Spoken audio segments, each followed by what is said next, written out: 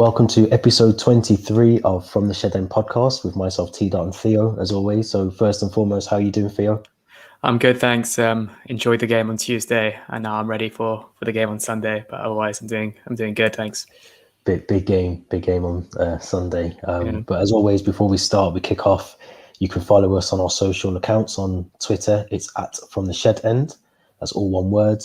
And on Instagram, it's at From the Shed End, and there's an underscore between each of the words. So all the social details can be found in the description of the audio episodes and also on YouTube as well. So just give us a follow, a like, and subscribe, comment, and interact with us as well. Give us your thoughts on what we're going to discuss today. So let's take it back to Tuesday. Brilliant game, frustrating game in some ways as well, but a much deserved 1-0 victory win against Zenit St. Petersburg. So just give us your thoughts on the game. Yeah, I think it was a bit of a lackluster performance, if I'm honest. It kind of linked. It was a bit similar to the performance on Saturday against Villa, except that there weren't really the same amount of goals. When you look at that Villa performance, many of our goals came from defensive mistakes, and against Zenit it was the same. I think we struggled to kind of create chances. It wasn't the best performance we've seen under Thomas Tuchel, if I'm honest. The atmosphere at the bridge was brilliant, by the way, absolutely brilliant from start to finish. And it's kind of a shame that the performance and the level of the quality wasn't kind of on par with that. But otherwise, I could kind of complain about the performance, but at the same time, we got the 3 points, we kept a clean sheet, and that's what's the most important. And the goal in itself was, from Lukaku again, who just needs one chance in a game, and he'll bury it. And I think he's got 14 goals in his last 14 UEFA club appearances, I think, which is, goes to show that he's a man for the big occasion. And the cross from Aspi was superb. The amount of crosses we've seen, from that kind of position. I think he used to do, assist Morata from that position. Torres, we've seen, he's assisted all kinds of players, with that cross from the right-hand side. But one thing I just wanted to pick up on, I feel like I don't want to call out names or anything, and it's just a one-off game. But I thought Ziyech and Mount could have done a lot better on the day. I thought they kind of struggled, to create chances and also, get their passes together. But I think that's credit to Zenit. I thought their midfielder, Barrios, the Colombian midfielder, was brilliant, and he kind of prevented all those balls, getting from the midfielders to the strike to Lukaku, and he intercepted things very well. And I think he was probably the man of the match, for the day if Zenit managed to get a point out of it. But in the end, thanks to Aspi and Lukaku, we got the 3 points, and now we're at the top of the group alongside Juventus. Yeah, and I agree with everything you said. I thought it was a frustrating game. I agree about the atmosphere. Let's start with that first. I think that was mainly down to the fact of all the sort of entertainment before the kickoff of the game in terms of the awards being handed out to Thomas Tuchel, Jorginho, N'Golo and Kante, and Mendy. Who am I forgetting? Mendy, sorry, yeah, how could I forget Mendy of all people? So I think that was the atmosphere. Anyway, Champions League night, it doesn't need a reason to have an atmosphere at Stamford Bridge, but I think that helped the fireworks display as well beforehand as well. All of that sort of built the game up to hopefully be a good game, which, like you just mentioned, 3 points, and I've said it on the last episode, is what you take away from it at the end of the day, and that's it. But I agree with you. I think Zenit came to play for a point. I don't think they want that. They would rather have not conceded as opposed to scoring a goal. Their main objective, looking at their domestic formation usually is 4-4-2.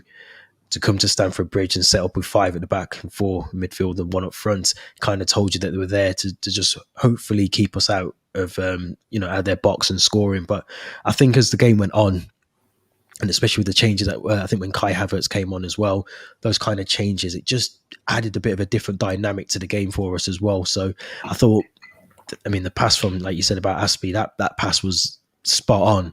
But one of the things that I wanted to pick up on was the fact that it's still difficult for Lukaku where he is to get up, time the header the way that he did, because I think the way that he was marked during the game and how he's marked anyway is, it's very either very close to him or defenders try and give him a bit of space. But then both of those things are very dangerous to do with Lukaku, because giving him too much space is, it's like suicide to an extent.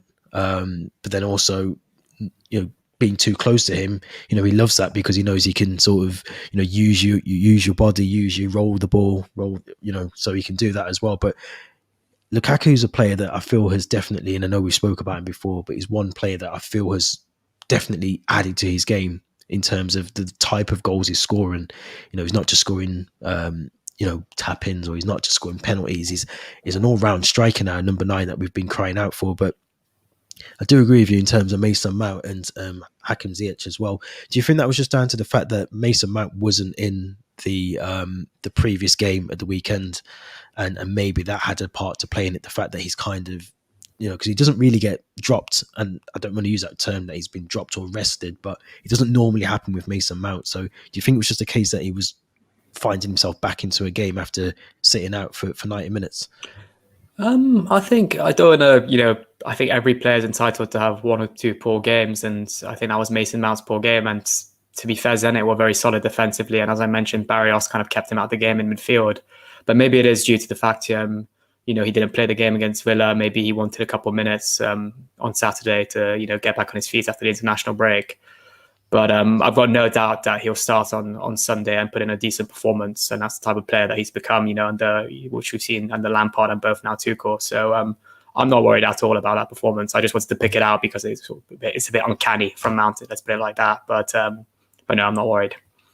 Yeah, I thought it was interesting as well in terms of Ruben Loftus-Cheek. I know he only got a couple of, maybe a minute, if that, to play. But it was interesting that Thomas Tuchel brought him on, and I know it was probably for a tactical kind of to play a bit of time down in terms of bringing him on, but just the fact that he's kind of slowly, I think, and he's always praised Ruben Loftus-Cheek anyway, I think, in press conferences, but I see Ruben Loftus-Cheek playing a big part for us this season. I know he came on for 60 seconds, but I think in terms of, for instance, when we play in the Cup, the Carabao Cup in the week, I can see him kind of playing that role. What's your thoughts? Do you think in terms of Loftus-Cheek or Ross Barkley, who do you see probably coming into the fold a bit more out of those two?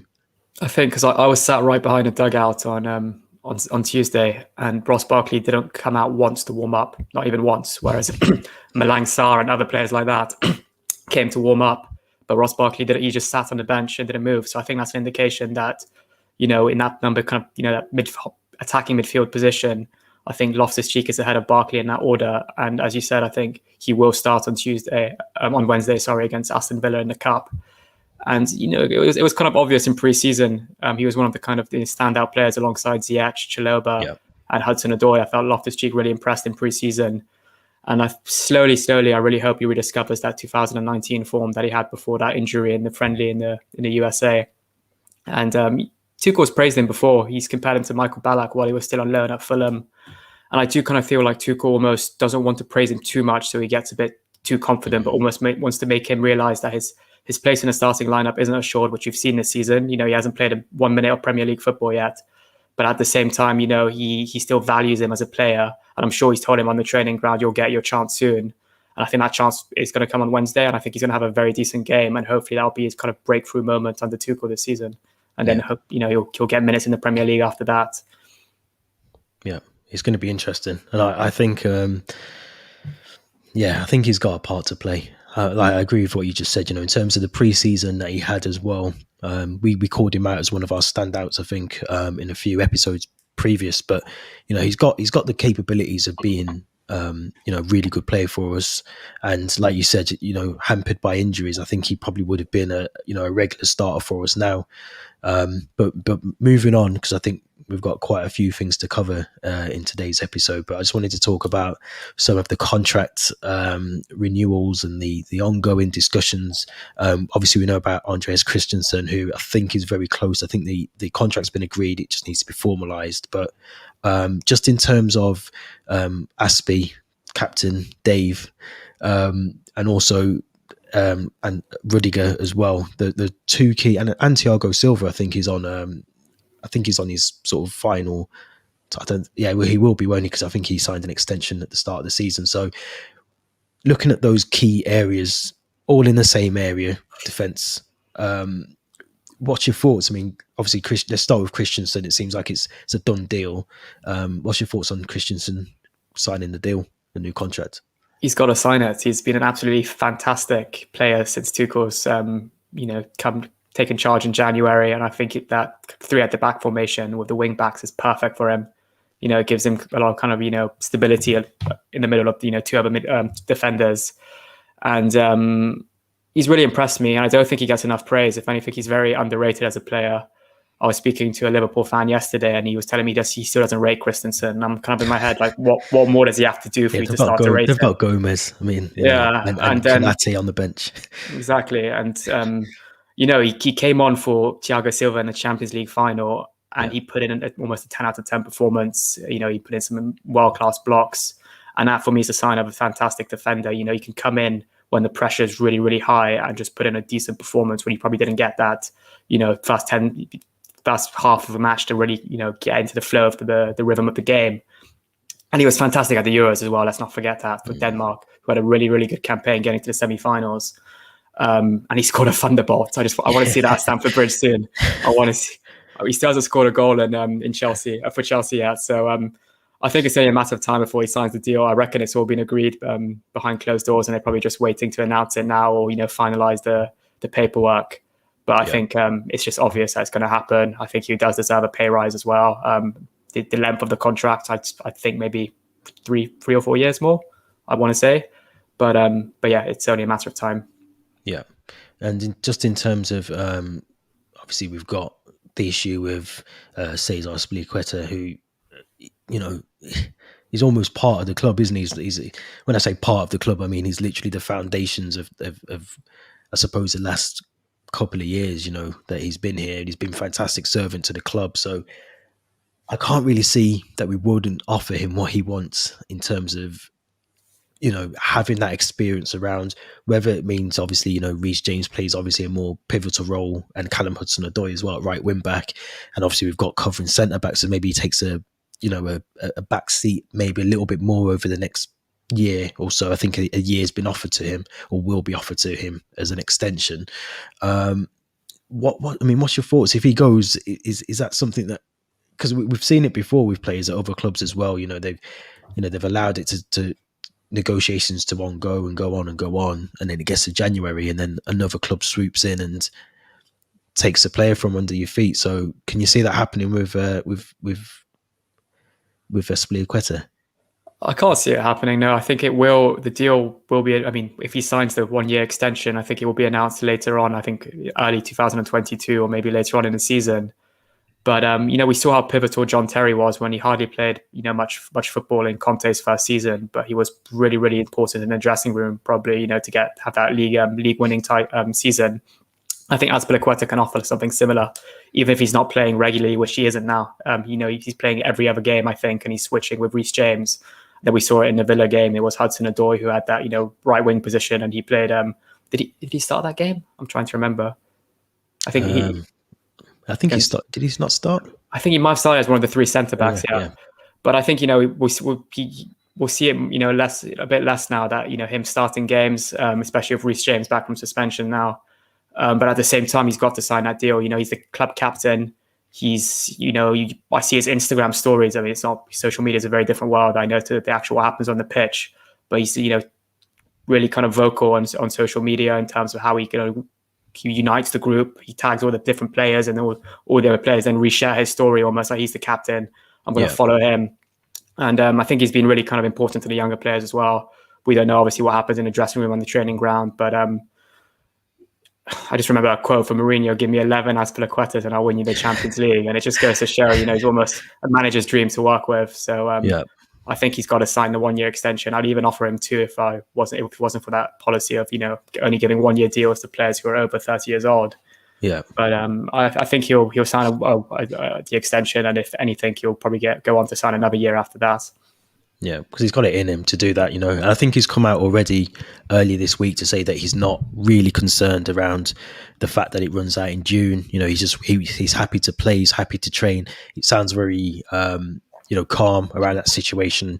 Obviously, agents are probably dealing with the contracts behind closed doors as well with the club. So I think he'll sign. I think there'll be no issues with that. And I agree with you as well. I think, give him the 1 year with the option to extend that beyond that as well, similar to, what we've done with Thiago Silva. But the one that seems to be dragging and almost come to a halt is Rudiger's deal, which I know we spoke offline about this morning, but give me your thoughts, because obviously he's currently on about 90 to 100 grand at the moment. He wants to double that. Sounds like one last payday, before he sort of goes elsewhere. But what's your thoughts on, does he deserve, the increase in contract, etc., in pay? Does he deserve that based on the form that he's given us at the moment? The fact he's forced his way back into Thomas Tuchel's plans as well. Based on form, he's probably one of the best centre backs in the world right now. And I think, again, it's a bit like the Christensen dilemma, or conversation you have with rival fans. They'll kind of try to ignore the fact that Rudiger is actually very, very good this season and last season. But so he's on £90,000 a week currently. And we offered, when we tried to sign Koundé on deadline day, we offered him 180,000. And I think, obviously Rudiger said, you can offer a new centre back that amount. I want the same amount, if not higher. So I think he's trying to now to negotiate for a new deal with 180,000. And he's 29, so it's kind of, maybe the club are slightly reluctant to offer him quite a lengthy deal with that much amount of money. And you don't see it too often with centre backs earning that much as well, I feel. But if you're basing it on form, quality of the player, I suppose he does deserve it. It's maybe a bit greedy on his behalf as well. I watched a Sky Sports interview with him recently, and one of the questions was, is it true that Thomas Tuchel tried to sign you at PSG last summer? And he did say it was true. So I think there's still that possibility that he's still flirting with other clubs, maybe a Real Madrid, a Bayern Munich, a PSG. But I do feel like he's committed to Chelsea. I don't see why he'd want to leave realistically. We're probably one of the most informed teams at the moment. He's starting every match. He's got a good relationship with Thomas Tuchel. But I do think it's probably a question of money right now, which is in the club, the club's decision whether they want to offer him that amount for 3 years or 4 years to come. But I do want him to stay. I was very, this time last year, I was very critical of Thomas Antonio Rudiger, especially, the way he was kind of, I felt like he wasn't really in Lampard's plans, and, he was kind of he was one of the ones, I think, that maybe probably pushed for Lampard's exit, you felt. But he's really won me over since Thomas Tuchel has come over, and I want him to stay and sign a new deal, but it's a matter of money. I can't I can't decide. So it's the club's decision, I suppose. Yeah, I think it would be, because obviously I read this morning Barcelona are very interested in him.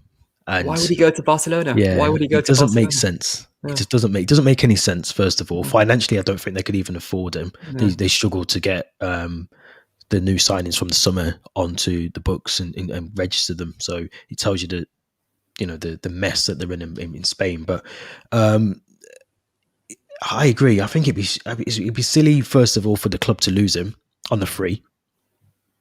Because there's that side of it as well. The fact that if he does, sign a deal with someone else, we're losing a hefty chunk of money, which is not really what we do. We don't tend to do that. So that would surprise me. But also as well, I think he has come on under Thomas Tuchel. I know obviously he wasn't in Frank Lampard's plans to a degree, but he's still he's still developed under Thomas Tuchel. He's definitely put in a lot of good performances under him as well. But I do think it boils down to, there's a lot of players that are on more money than him. Not necessarily at Chelsea, but just in terms of, like a PSG or a Man City. I know Jack Grealish is on 300 and something thousand. Very different players, I know. But I just think in terms of, I suppose, a modern day footballer's wage in today's world, is 180 reasonable? Probably is, I suppose. There's probably some youth players that are on, 50, 60,000 pound a week somewhere. So I think it's justified. I just don't know if it worries me that there's this sort of massive gap between like a 60,000, 70,000 difference in what the club are offering and what he's expecting. And the longer those conversations go on, it does make me wonder, another representation from another club might come in, start, turning the wheels a little bit and trying to get those in motion. So we'll just have to see. I think for him, the main thing is carry on playing his football, and that's all we can ask from him as a fan. That's all we can ask for, until something comes out with a bit more information. But it'll be interesting. And obviously Thiago Silva, that isn't on the list on the screen. But would you offer him another contract, another extension? I'd wait a bit longer. I think it's one of those ones. Maybe you try to look at how we are with the players we have. Maybe the players that are performing out on loan come maybe April May time, and then make a decision on that. But based on what I saw in his performance against Aston Villa, I'd love to see another year of Thiago Silva. He's one of my favorite players at Chelsea, and Liverpool I think as well. and against Liverpool exactly in the second half. And what he does offer to the team is experience again, which is like Azpilicueta. You want those experienced players on the training ground and in the dressing room. And if you lose, these are 4 players we're talking about their contracts: Rudiger, Thiago Silva, Azpilicueta, and Christensen. If you lose 2 or 3 of those players, that's quite worrying to our back line. I feel that's performed so well in that Champions League winning run. And I think there's always that kind of clause in their contracts. If they still haven't agreed a new deal come January, they can start to talk to clubs abroad. Which is what I'm a bit worried about Rudiger. If we still haven't sorted his deal out come January, maybe a PSG might come swooping in and start talking to him, maybe offer him £200,000 a week or something ridiculous like that. So I think for Rudiger and maybe Christensen, the sooner we sort out those deals, the better. Yeah, 100%. We're going to stick with defenders for the wrong reasons, though. But obviously the news broke yesterday. Reece James posted on his Instagram that there was a break-in during the fact of whilst he was playing for Chelsea, Tuesday evening. I don't even want to give them a title, but horrible whatevers. I don't want to swear, but broke into his house and stole probably what is very not valuable to anyone else but Reece James. In terms of the 3 medals that he won, the Super Cup medal, Champions League medal, and his Euro 2020 medal, which was in a safe. I'm still lost for words, so I'm kind of struggling what to say. But just what are your thoughts? It was disgusting. I just finished kind of a 2-hour work call, and I opened up Instagram and I saw what he posted, and I was like you, I was lost for words. I didn't really understand how you can, as a human being, you can do that and not feel any remorse whatsoever. I don't know if they knew what was in the safe, if they expected money, jewelry, laptops, mobile phones, but it's his winning medals from 3 huge competitions. I mean, one of them was the second place medal, and you can't really replace those. They're memories at the end of the day, and you can't put a price on that. And for me, it's as well, I don't, obviously it happens to, burglaries, robberies, muggings happen to a lot of people. But Reece James as a person, he's just done so much off the pitch as well. And, he's helped, give out meals to people during last winter and during the COVID times. And he just seems like such a nice person. He comes from a humble background. I think he grew up in Isleworth in West London. And it's horrible to see. And you just know as well it was targeted. They knew 100%. They knew that he'd be away on that Tuesday night playing in the Champions League. They knew where he lived. And if you look at the CCTV footage, you can just see that they kind of, they came as a group. They knew where they were going. They knew how to get in. They knew what they wanted to get, which was the safe. And they knew, they had the car parked ready to. I mean, I'm almost describing, the heist or the burglary, but it's just, I just don't get it. I guess as a decent human being, you just don't understand it. And these people, I guess, aren't decent human beings. Like you, I don't want to swear or call them, whatever word of the. It's hard to comprehend, and I really hope that justice is, like he said at the end of his post, that justice is done and they'll get caught and the medals will be returned. Yeah, because I think there was sort of things going around. I know you mentioned around social media is not really where you can get sources of information from, but there was discussions on there around UEFA. I think it was Gary Lineker or someone tweeted to get replacements, but I don't it's like. Replacements aren't good enough. You want the actual medal that you won, that you was given for competing in Champions League or Euro 2020. Replacements are just it's almost like it's a replica of what you've actually had before. So you wouldn't really want that. But another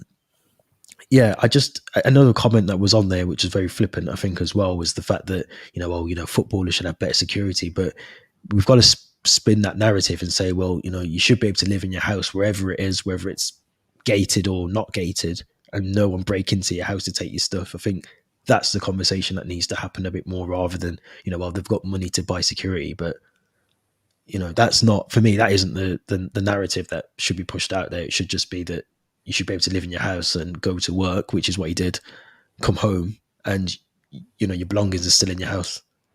Yeah, I mean, that shouldn't even be a debate whether footballers should have better security. And if you actually look at the footage, the fact that he has 4 or 5 CCTV cameras around the house, It's gated. actually, and it was gated.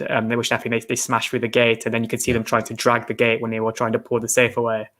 I think that's it looked like a very secure house. If anything, it's just that they, as I said, it was targeted and it was probably planned days in advance. So I don't know. Fingers crossed. It's good news at the end. I'm sure there'll be a lot of there's a lot of media attention around it, and I'm sure someone will know someone who knows someone. So I think hopefully there's some good news. I'm sure he'll post and let everyone know that they've been recovered as well. But yeah, moving on to some other news as well. Mr. JT, John Terry himself, obviously the sacking of Chris Hughton has happened. Predicted it with someone at the weekend, and they said no, he's got a couple of more games. I watched the Cardiff game, it was bad. So just in terms of Nottingham Forest and John Terry, there's obviously that connection there. He's been linked with the job. He's one of the front runners, I'd like to say, for the job, alongside Chris Wilder and Alex Neil as well. But he's distanced himself from the job, which is very interesting, and you don't tend to see that from job candidates, if you want to call him that. But what's your thoughts? Would that be a good job for him to go into as a first job, bearing in mind where they are in the EFL Championship? I don't watch too much Championship, if I'm honest, but I did read a Eurosports article about their form and how they started off the season, and it was pretty abysmal. I do think John Terry's got a really good football brain. I think he was even ready for management before Frank Lampard was, if anything. And there's 3 or 4 years as assistant coach at Aston Villa would have done him the world of good to be ready for management. And I think now the time is right now. I think a Championship club is probably a good place to start. Nottingham Forest historically are a very big club, and I do think that the move would make sense for him. And there seems to be a trend now with managers or clubs going for kind of ex-footballers or ex-players that only retired a couple of years ago to take over their clubs. We've seen it with Wayne Rooney, we've seen it with Frank Lampard, even Patrick Vieira now. Solskjaer as well, exactly, and Pirlo at Juventus, even though that didn't really work out too well. But I think I'd love to see it, and I think it will make a lot of more Chelsea fans, start to watch the Championship and maybe follow Nottingham Forest. And I think it's almost paving the way for a return to Stamford Bridge or to Chelsea in some kind of role eventually.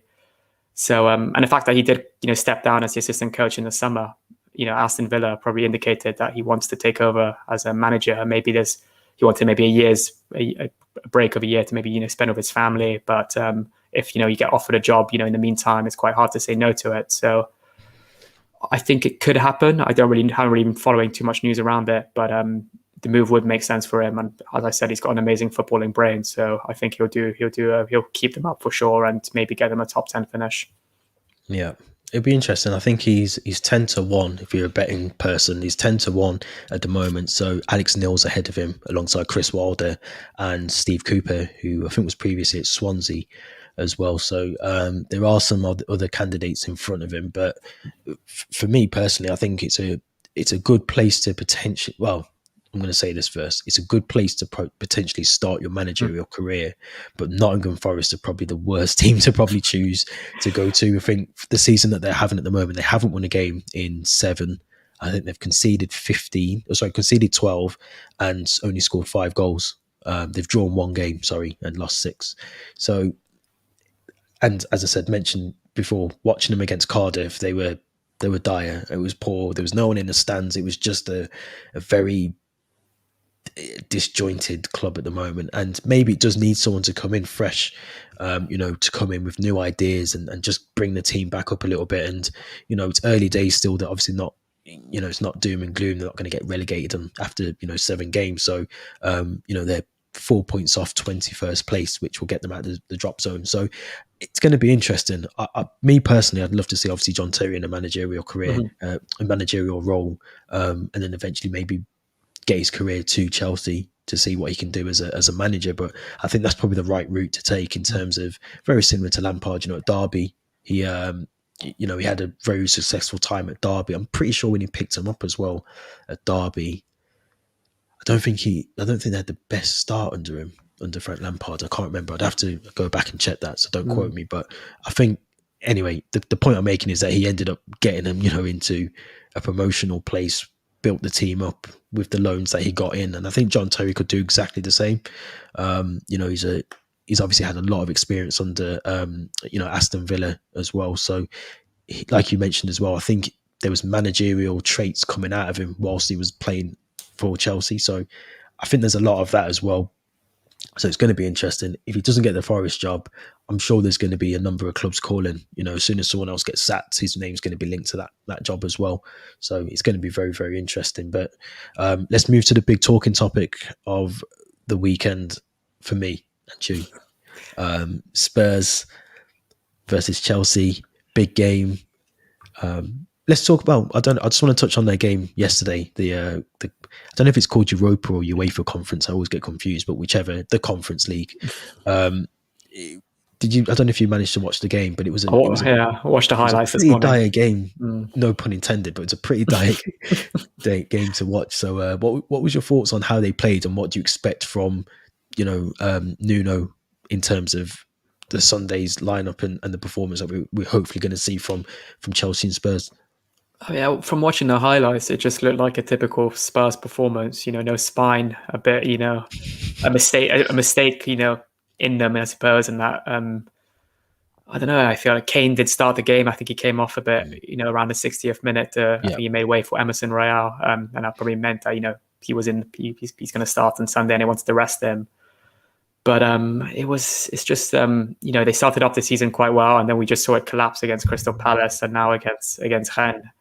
And I think Nuno's a good manager. Don't get me wrong, but I don't know if he's strengthened enough in the summer. If I'm honest, I don't really rate too much the guy from, I think, Atletico Bilbao they signed. I haven't really seen him play much so far. It's just their defenders for me. I think Dyer, Sanchez, Taganga. I know when you compare that to a Diaz, a Van Dijk, a Rudiger, it's just not there. It's not there, and I feel we spoke about it offline. It's they've got a few injuries at the moment. Dyer and Son might be fit for Sunday. Yeah. I hope Son's not fit, but I hope Dyer is fit, because I know that when Dyer is fit, sometimes he's got a mistake in him, and I'll probably come to bite to haunt me now, and he's probably going to put in a really good performance. But no, I think I'll come to our predictions later. But I saw most favouring Chelsea on Sunday. Yeah, I think it's going to be. I mean, there's a couple of key things I suppose to pick out. Is the fact that we played on Tuesday at home. Spurs have played away, on the Thursday night as well, which is one of the things that obviously playing in the Conference League is going to hamper their chances of doing well in the Premier League as well. So I think that's a big thing as well. Like you mentioned, I think Lucas Moura came off injured or with a knock. Obviously, Son. They're rushing him back by the sound of things to get him fit for Sunday as well. Harry Kane hasn't been the same player since before the previous season ended, and we saw spells of what he can do in the Euros, but since he's come back after the sort of Man City saga that didn't happen, he doesn't seem like he wants to play. Well, this is my opinion. He doesn't seem like he wants to play for Spurs. He still seems a bit pissed off that he didn't get his move to Man City, which is understandable. So I think this is probably the perfect time to potentially play Spurs, in my opinion, as well. I think I agree with you. I think their defence isn't a defence where you look at, like you said, even Manchester United now, you look at, they've got Harry Maguire and Varane, we've got, Christensen, Rudiger, I could name all our defenders are better than Spurs. And City, Diaz as well. So there's always someone, Liverpool with Van Dijk as well. There's always a key defender. You look at Spurs, very similar to Arsenal. It's always the North London clubs. You look at Arsenal and Tottenham, they haven't got anyone in there that you look at and you think, right, this is going to be the person that might cause us a bit of trouble. There isn't anyone in Spurs' team. And again, this might come back to haunt me, but there isn't anyone that you look at who started their season really well. Yes, they beat Man City first game of the season, which was, sometimes it does happen in football that the team that is the underdog wins the game. And that was just, for me, that's what just happened in that game. But I do think it'll be interesting from a Chelsea perspective.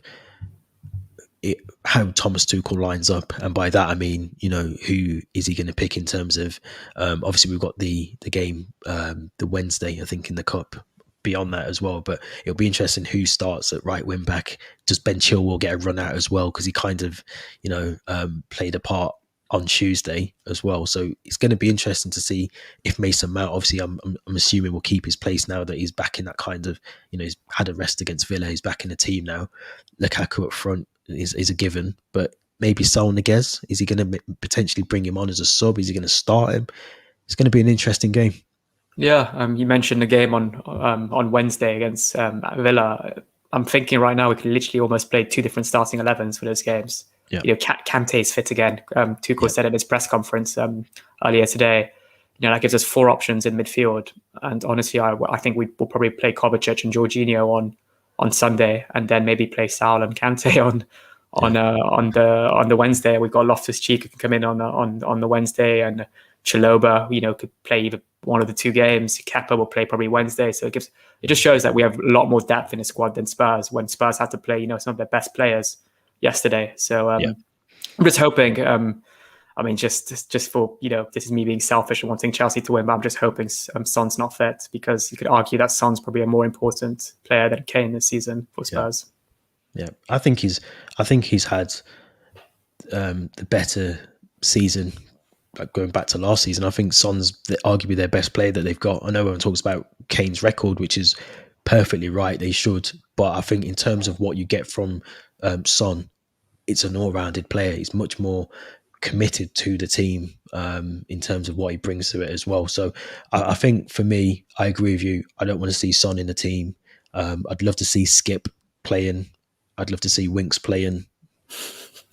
I'd love to see Roden playing, Ben Davies playing.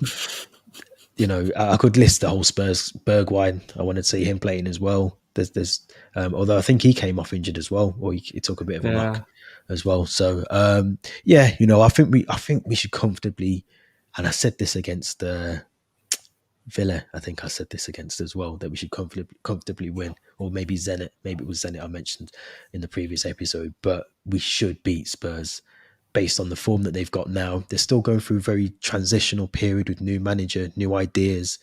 But yeah, it'll be interesting. And like you've just mentioned as well, Kante coming back into the fold, it'd be a brilliant game to give him a bit of game time, maybe in advance of the Wednesday game as well, with the cup game, just to give him a bit of a run out, just to see how he does. I can't really see many sort of obvious changes. Maybe the Alonso Chilwell debate. Alonso loves playing against Spurs though, doesn't he? Yeah, well, he scored the brilliant goal, didn't they, when Spurs played at Wembley, I think, didn't they? So we've had some good games, and obviously this is a big game for us. We can't afford to lose this one. This one means more to me than it does, say, a Man United or a Man City, or this is a proper game where we can't lose. It's up there with Liverpool for me. These are the kind of games that if we lose this, you will probably never hear from me until like the Monday afternoon, because it's that important. But let's go for predictions before we wrap up. So I'll let you go first. I mean, for me, this season is the first time probably since, that maybe the second half of Conte's first season, where we're going into games and I'm expecting nothing but 3 points, even when we're playing, a City, a Man U. So I think we'll get the 3 points. I think we'll get the clean sheet as well. And unlike that Conte season, when we are playing these games, I think, even when teams are, that Stamford Bridge against Villa and Watkins had that chance, I was just almost very calm, thinking he's not going to score. Yeah, I think that's what Tuchel's brought to this team. So I think we'll get the 3 points and a clean sheet. I'm only going to say 1-0 though. I think like we saw last season against Spurs. I'm going to say 1-0 Kai Havertz. Let's say that. An interesting one. Yeah, I think we're gonna smash them. I'm gonna be honest. I think we're gonna go all guns blazing. I think the fact that we've had 2 days, I think from what Thomas Tuchel said in his press conference earlier, that the boys at the team had a good rest. I think after the game against Zenit as well, they've had a brilliant couple of days training. They've obviously got today's training session as well, which Spurs potentially won't have had that. So I'm gonna go 3-0. I'm I'm going to go 3-0. I think there's going to be a penalty and there's going to be a red card as well. Yeah, I'm going to say a penalty. I'm going to say I need to find out who the ref is, as long as it's not our friend. But, it won't. It won't. It can't be him. Like, it's too soon after the Liverpool game, I feel. Yeah. Which was, well, we won't touch on, but yeah, it was comical during the Champions League. Oh yeah. But yeah, I'm going to go 3-0. I think we'll keep a clean sheet. I think, you know what, defensively we're definitely solid at the back. I think as long as we can get that midfield right, because I feel like the Villa game, even Zenit as well, there's times where, and Liverpool as well, there was times where that midfield just wasn't 100% right. And I feel like that's potentially where the breakdown is sometimes within the style of football that we're trying to play. So I think we get that right. Maybe bring in, like you said, you know, Kovacic and Jorginho seem to work against Zenit. It's going to be a totally different game against Tottenham. So get that right. Keep Lukaku happy. Lukaku can feed that ball into Werner or Havertz or Mount, whoever it is. Use those channels. 3-0, clean sheet, like penalty, red card for Spurs. Dire red card, Jorginho penalty. Yeah, that's it. That's the one. Maybe Lukaku if he wants to get the goal tally up. Yeah, I'm waiting for our first penalty of the season to see what we do. Yeah, to see who takes it. It's going to be interesting. I think Jorginho would keep them, but I think there's obviously going to have that discussion maybe beforehand, before the game starts. You know, you take the first one, and if we get another one, you know, maybe I can take it, but we'll have to see. But yeah, so episode 23 finally wrapped up. So again, if you're on Twitter or Instagram, give us a follow, at From the Shed End on Twitter, and at From the Shed End with underscores between each of the words on Instagram as well. We're also on YouTube, so subscribe to our channel. Let us know in the comments if you agree with everything we've discussed today or you disagree. Let us know. And yeah, you know, we're going to be back next week, I think, to hopefully cheer on the fact that we beat Spurs 3-0. There's been a red card for Spurs and we got a penalty, and it was Jorginho. And we're also going to be reviewing the cup game as well against Aston Villa as we kick off our Carabao Cup. I think it's still called the Carabao Cup or EFL Cup. They change it every season. So EFL Cup is what we'll go with. We'll be talking about that as well, and anything else that happens from now until Monday. So thank you all for listening. Episode 23 of From the Shed End, and we will be back next week.